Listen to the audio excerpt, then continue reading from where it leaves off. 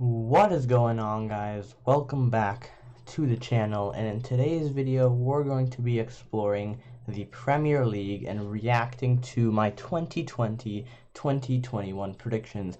Click the top right, you will see the first thing that pops up about now. It will be the link to the video I recorded at the beginning of the season predicting this season's Premier League, and we're basically going to recap what I said in that and then kind of talk about the season as well. So we're kind of doing a little bit of the recap of the season while looking at that. So quickly, I just want to run you down through, how the Premier League season finished to start off. As you can see here, we have the standings, and it was no huge surprises, I'd say. We got Man City finishing first, United, Liverpool, Chelsea, second, third, and fourth. No real surprises there. Maybe a big surprise would be Liverpool's performance, just not being, closer to the title race.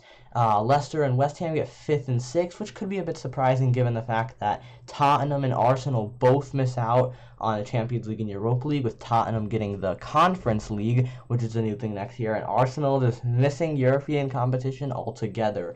We have the newly promoted side Leeds in ninth, which was really an exciting team to watch. Everton, who kind of slipped up at the end and got 10th. Aston Villa at 11th. Newcastle 12th. Wolves 13th. Palace 14th. Southampton 15th. Brighton 16th. Burnley 17th. No real surprises there. There's a bunch of mid-table teams as expected. If there is anything, maybe it would be Wolves, but then again, they lost Raul Jimenez to that bad injury, so they couldn't do much about it. And then quickly looking at the relegation, it would be Fulham, West Brom, and Sheffield. So two of the newly promoted sides going down. Leeds are going to be the side that was just promoted that is going to stay up. So now I am going to take you to what my predictions were at the beginning of the season. There's four categories here that you need to pay attention to. There's the place, the team, accuracy, and key player. Now, in my predictions, I just did the place and the team. The accuracy, which I'm going to go over, is basically how close I was to how correct or how wrong I was. The key player is something that was not part of the predictions. It was basically what I just wrote down 5 minutes ago on what I thought the main player was for each team. So you know what? Let's kind of change it up here, and let's start at the bottom here. So looking at the bottom, I predicted Fulham, Aston Villa, and Brighton to get relegated. In the end of the day, if we go back here, you can see that none of them actually got relegated except Fulham. Fulham got 18th in the Premier League table, and then you got Aston Villa and Brighton, who finished 11th and 16th respectively. So I didn't do terrible on the prediction, but I definitely could have done better. There are teams that I really didn't expect to do well, but I don't think they were too bad, honestly. The key players I have for each of them is Fulham. I have Areola, and yeah, if we go back here, you can see that, okay, I mean, they still conceded a lot of goals. They conceded 53 goals, but I think Areola on loan stood out to be one of their key players because their attack just really didn't have good players, in my opinion. For Aston Villa, I had Grealish. Obviously, he's a key player. He expected to leave last summer. He stayed this summer, and he was a key player, and he was out for a lot of it, but I think he was still probably their main player. But they did have other players in that team, such as the likes of Ollie Watkins. A lot of those players made them that mid-table team. And honestly, I think if they had Grealish the whole season, they could have maybe challenged with Arsenal for a conference spot. Brighton had a bunch of interesting players. I think they had a lot of players that went in and out throughout the season, but I had Bissouma, who is rumored to probably leave to go to a bigger club this summer, but I had him as the key player. So now going a little bit up here, we have Crystal Palace, who I predicted to be 17th, West Brom 16th, and Burnley 15th. All of these, I wasn't too far off. I was either 2 spots or 3 spots off. Palace ended up actually getting 14th, West Brom got 19th, and Burnley survived the relegation, as you can see right here. Just scroll down a bit for the West Brom. But yeah, it wasn't too bad in these predictions. If we look back here, Palace, they don't really have a great team. They have the likes of Wilfred Zaha, and a few other players like Koyate and maybe even Guaita in goal. But besides that, they're not a great team, and that is why they finished 14th in the league. And I think that's a pretty expected result. You can't get it spot on, but I'd say like where I expected Palace to not get relegated, but I expected them to not do well, and that's kind of how they did. It's hard to get a spot on, it really is. But then West Brom, I expected them to not have a great first season, but I did not expect them to get relegated what they did. My key player for them is interesting. I put Sam Johnstone, but looking at this, you're like, why would you put that? They conceded 76 goals, which is the most in the league, because Sheffield only conceded 63. The reason I did that is because Sam Johnstone actually, I believe, led the league in saves, or at least I think he was first or second. And as a goalkeeper on a team like West Brom or a Fulham or a Sheffield, you get a lot of chances to shine simply because you're going to get a lot of shots against you with the defense not being well. And yes, West Brom, conceded a lot of goals, but I think Sam Johnstone actually saved them from doing even worse, like Sheffield level probably, and that is why Sam Johnstone is linked to be going to a bigger club or even like a backup keeper at the likes of Manchester United. And then looking back here, the other team, Burnley, I heard 15th, they got 17th. I expected them to not get relegated. They were close, not really though, because the relegation battle, there really was not one. My key player for them was Chris Wood. He was an important player. He scored when he needed to. In the big games, he really showed up against teams like Liverpool and United. He really did well, and that's why he was my key player. So now, going back here, we're going to scroll up a bit and talk about more the mid-table here. We're going to talk Newcastle, Southampton, and Leeds.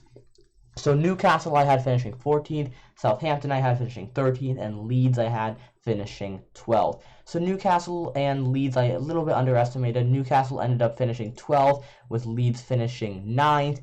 And besides that, it was close with Southampton as well. They finished 15th. I expected 13th. Once again, there are those teams that I don't expect them to get relegated, but I don't expect them to make any competitive push for some sort of league. Newcastle, once they've been around in the Premier League for quite a while. They're one of the more historic teams, and they're not going to get relegated generally, but they don't have a great squad. But a player that stood out for them was Callum Wilson. He did deal with injury problems, especially towards the end of the season, but he scored goals consistently and did really well. Southampton is an interesting one, because at the beginning of the season, they were actually first place, and then there's this little clip of them. It's like a meme or something, and they basically just fell down a staircase. Every single match day they seemed to just drop down one spot after one spot until eventually ending in 15th. Danny Ings, I don't think he had as good of a season as he did 2 years ago, but he still had a quality season. And I think he was their standout player, even though I don't think they really have a standout player, but I had to choose one. And then the last team is Leeds. Leeds United really surprised me. I expected them to be that surprise team. A lot of people did expect them to be that surprise team in the Premier League. But finishing 9th in the Premier League and only being 2 points away from getting, or not 2 points, 3 points away from getting a Conference League spot, and just 2 points away from a great team like Arsenal, and even being ahead like a great team like Everton. And Everton got some good players, which we'll talk about later. Leeds are just a really, really good team. They have really amazing players to watch like Bamford, Rafinha, Dallas scores a lot. You got Calvin Phillips in the middle. Bielsa's just got a great game plan, and I expect them to get 12th and expect them to settle in well, and they did a lot better than 12th. You can see 12th in the league as Newcastle is 45 points. They had almost 60 points. That is really, really good. That's only a couple games away from being Europa League contenders. So they're hoping to stay in the Premier League for lots of years to come, and I think they will. And my key player for them was Bamford, who was just bagging in goals for them left and right. So the next few teams here, I was kind of a little bit off for both of them. West Ham and Sheffield United. So West Ham United, I predicted to be in 11th place, and Sheffield will be 10th.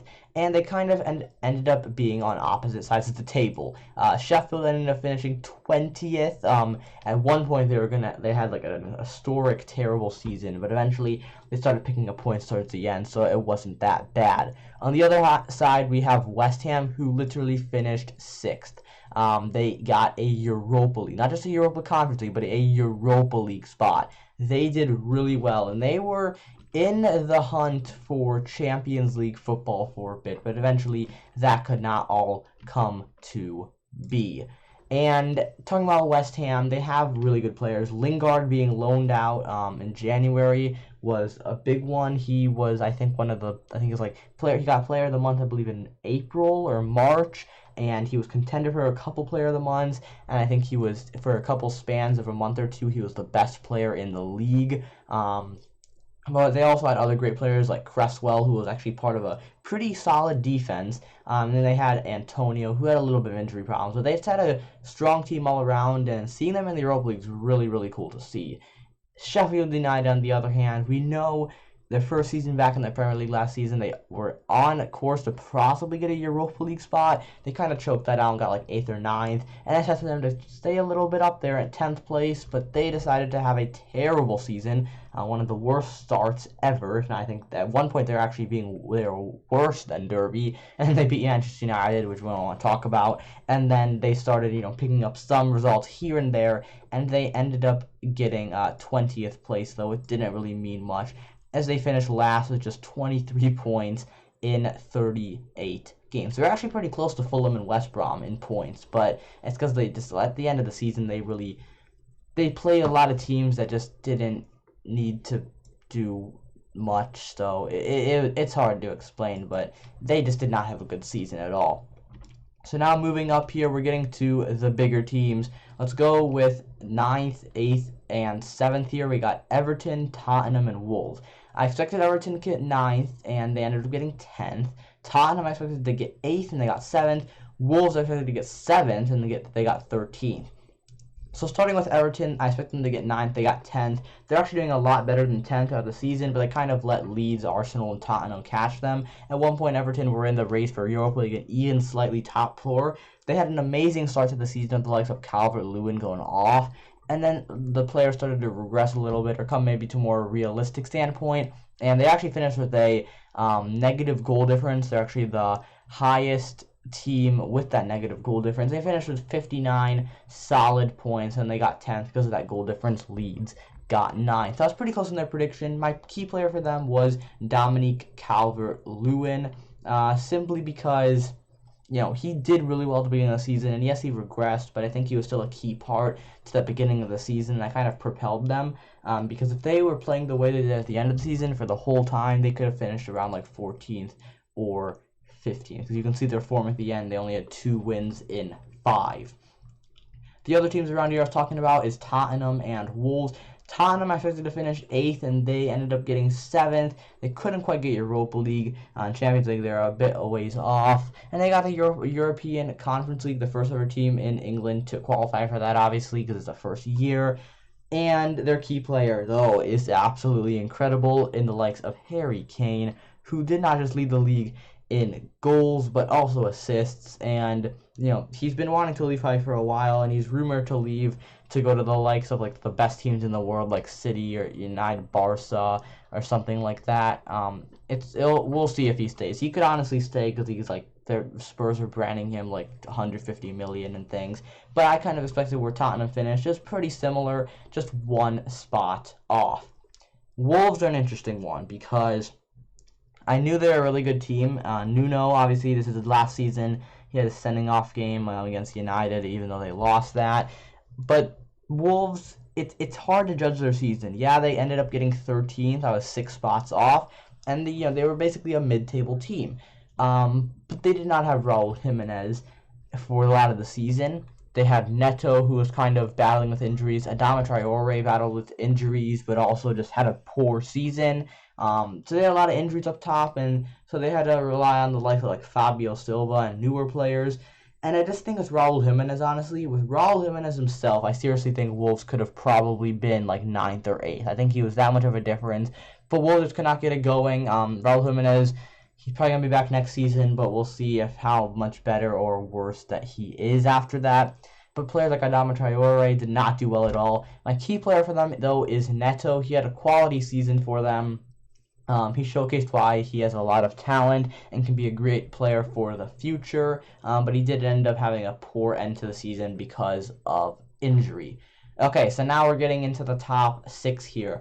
We got Leicester City and Arsenal. I projected them to get the Europa League spots, and it didn't quite. And one of them got it, one of them didn't. Leicester City ended up getting 5th in the table. Arsenal ended up getting 8th, and not even securing any sort of European competition, which is kind of, actually not kind of, but pretty sad.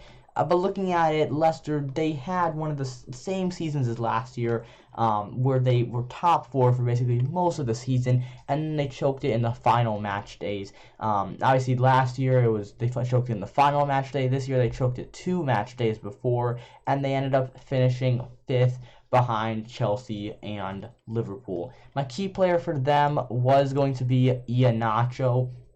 Yes, I believe Vardy was their top scorer, and they also had great players like Fofana is a good shout, and even Schmeichel. But I think Iheanacho was a big player that started scoring for them, because he kind of stepped up when they needed it. When Vardy started having a bad streak, I think Iheanacho came in and started rescuing them a lot. And I think that if Iheanacho didn't start scoring the goals he did, we would have basically seen a Leicester team with no quality striker, because Vardy was just off form, and Leicester could have easily dropped top 4 earlier and possibly finished 7th or 8th and left the door open for the likes of Tottenham and Arsenal. Now, talking about Arsenal, they finished 8th. I projected 5th, and yeah, this is a downfall people are saying for Arsenal. Arsenal did actually finish the year with 5 straight wins, so that just shows, despite them finishing with 5 straight wins, they still only got 8th, which just shows how they were really a mid-table team for most of the year. It's just, it wasn't going well. They didn't really have a great player that stood out, but I put Aubameyang just because he still had good performances, but he still had terrible performances as well. I could have put Lacazette, but Lacazette didn't do well. Saka, I don't really know. Back line was always very iffy. It's hard to decide with Arsenal these days, but I was a bit off on my prediction, and they're not going to get any European football next year. I wonder how that'll affect them, though. Maybe without it, they will focus solely on the Premier League and do better, but we won't know how things will happen next season until it officially starts.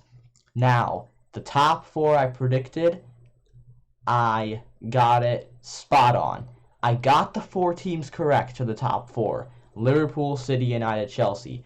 The order, a bit wrong. Believe it or not, Chelsea are the only team I predicted to have their perfect spot. If you look back on this sheet, no one I predicted to be perfect. Everyone, I'm either 2 spots off, 3 spots off. Sheffield, I was 10 spots off. Wolves, I was 6 spots off. Chelsea is the only team I actually predicted perfectly. But the thing is, there were teams in there that I was super close for, like, Burnley and Newcastle. I was basically had the idea of where they're going to finish, but Chelsea, I got them spot on at 4th place.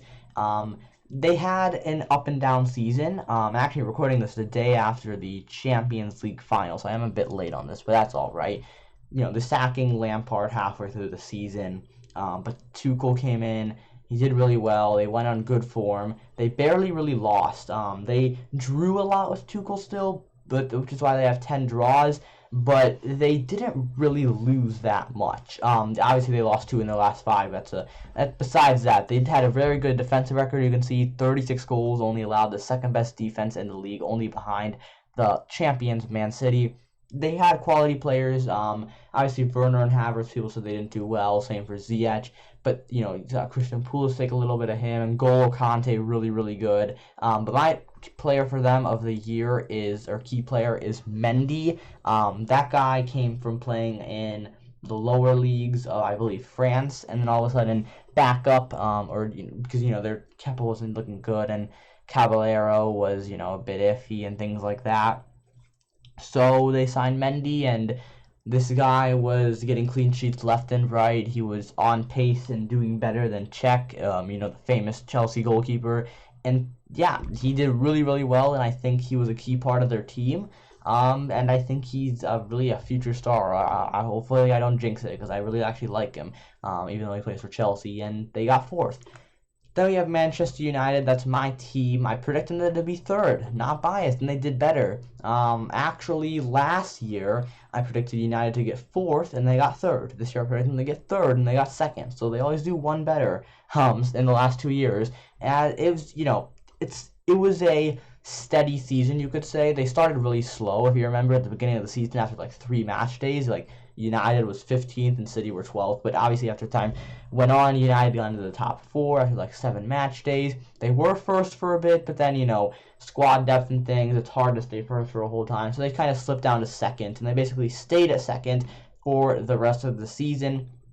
And that is where they ended up. Looking at it, they were the second top goal scorers in their league. Their defensive side of things wasn't that great, but they had quality players. Bruno Fernandes, which I think was his key player. He was, I think, I think he was third in goals behind Salah and Kane in the league, or tied for third with Son. And then in assists, I believe he was second right after Kane. And then they also had good players. There's a lot to talk about them. I'm going to do a separate video actually on them, just alone, breaking down their season, doing player ratings and things like that. But they had a quality finish in second place, and it's not any silverware, and the Europa League was disappointing. But if we're talking Premier League, no one expected them to win the title or challenge for it this year, so I think a step of getting second place is a good one. But if they want to build off of it next year, I think they need to make that gap. Instead of 12 points within the title, I think they need to challenge it for more. Maybe not win it next year, but they need to really challenge and push for it. Because next year, likes of Liverpool are going to be stronger than ever with not as many injuries. Chelsea are going to be stronger than ever coming off a UCL victory. And City are going to keep pushing. So that's only one off there, and my key player is Bruno. Man City expected to get second, and they got first. A slower start to the season for them with a lot of draws, not really any losses, but then they went on a huge unbeaten run until obviously they played United. But they did really, really well from top to bottom, from Ederson's clean sheets to Diaz and Stones, the amazing partnership, to Gundogan scoring all these goals, to Aguero having a nice send-off, breaking Wayne Rooney's record, which I'm annoyed with. And they had likes of Foden and Mahrez do really well. And they ended up winning the league, getting 86 points very comfortably. They probably could have got 90 points, but they kind of, rotated the squad at the end because they already clinched it. I think 4 games to go. They won it deservedly, and my key player for them was Ruben Diaz. There's a lot. I could say someone like Foden, could say Gundogan, could say Ederson, but I think Diaz kind of transformed that defense, which you could say over the years when City has done really well, they've been a great team for a while now, but I think that defense, Diaz kind of just solidified it as best. Great signing from Benfica, and that's why he's their key player. Liverpool I expected to go back-to-back, and now I know not to do that. Liverpool took a while to win the Premier League for a reason, and I expected them to go back-to-back, and I was off by 2. They ended up getting third place, and the Liverpool team this year really reminds me of the United team last year that got third place, not because of the injuries, but the way that they were never really top 4. Everyone was making fun of them, of how bad they were doing, and then they clutch up at the end thanks to a Leicester choke, and they get third. And Liverpool ended the season with 5 straight wins, just like Arsenal did. And yeah, they had key wins as well against the teams like United, and they came up strong. The Salah still scored goals left and right. Alisson had some mistakes. Their defense was just hurt. But imagine if Liverpool didn't have the injuries they did to Van Dijk or Matip, or even Henderson had a slight injury at some point. Henderson could play in the midfield with Fabinho. Liverpool are probably right in the title race. So it wasn't really too bad of a season for them. It was just injuries hurt them. My key player for them though is Salah, who was second in the Golden Boot race and was just a great player delivering the goals for them. So that is going to be it for my recap of the Premier League. What do you guys think? What do you think was the surprise? What do you think was the most obvious thing that happened? Anything that stood out to you? We're going to look at the stats here. As you can see, Harry Kane was the top scorer in the league with 23, Salah with 22, Bruno had 18, Bamford and Son had 17. Assist-wise, Harry Kane is first once again, and Bruno is second in assists with 12, De Bruyne is at 12, and Grealish, we even missed some time, and Son is with 10. Yellow cards, we do have John McGinn, Connor Gallagher, Harry Maguire, Calvin Phillips, Douglas Luiz, Mason Holgate, Pierre-Emile Hallsberg liking those yellow cards.